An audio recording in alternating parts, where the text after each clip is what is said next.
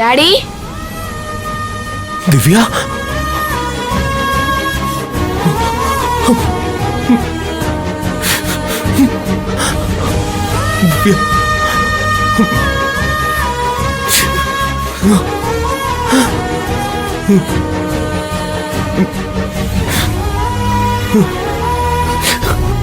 நீ வந்துட்டியாடா?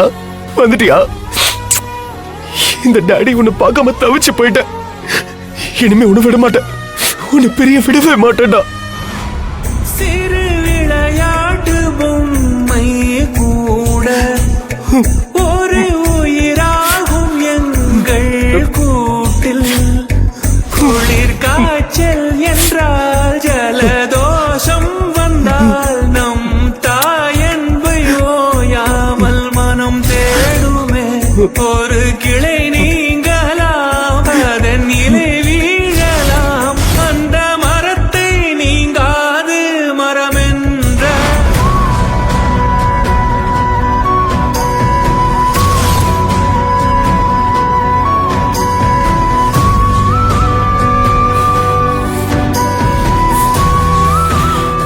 திவ்யா, பயப்படாத.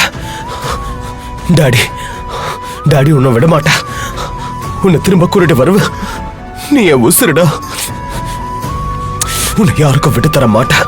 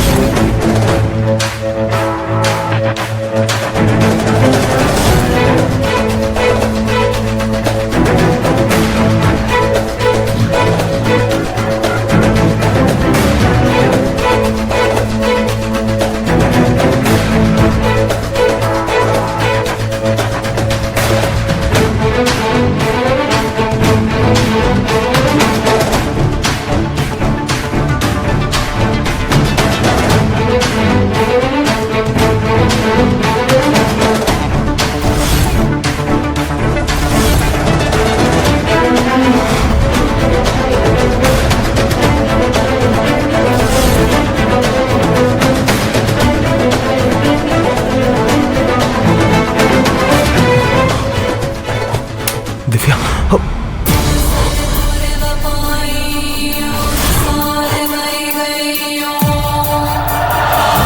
வா வாசு, நீ வருவன்னு எனக்கு நல்லா தெரியும். என்ன முட்டாள் நினைச்சியா? சார், இவன் எப்படியாவது நைட்ல வருவான். என்ன அடிச்சு போட்டு பிள்ளைய தூக்கிட்டு போயிடுவான்னு எனக்கு நல்லா தெரியும் சார். அதனாலதான் உங்களுக்கு தகவலை சொல்லி உடனே உங்களை இங்க வர வச்சேன். நீங்களும் கரெக்டான நேரத்துக்கு வந்திருக்கீங்க. நீங்க வரலன்னா என்ன ஆயிருக்கும் சார்? சார், பேசி கீசி அனுப்பி விடுங்க சார். என்ன வாசு சார், இங்க என்ன பண்றீங்க? ஸ்டேஷன்லயே உங்ககிட்ட எல்லாம் தெளிவா சொல்லி தானே அனுப்புனேன். வீணா சண்டை போடாதீங்க, எதுவா இருந்தாலும் கோர்ட்ல வச்சு பேசிக்கங்கன்னு சொன்னேன். அவர் சொன்ன மாதிரியே திருட்டுத்தனமா வந்திருக்கீங்க.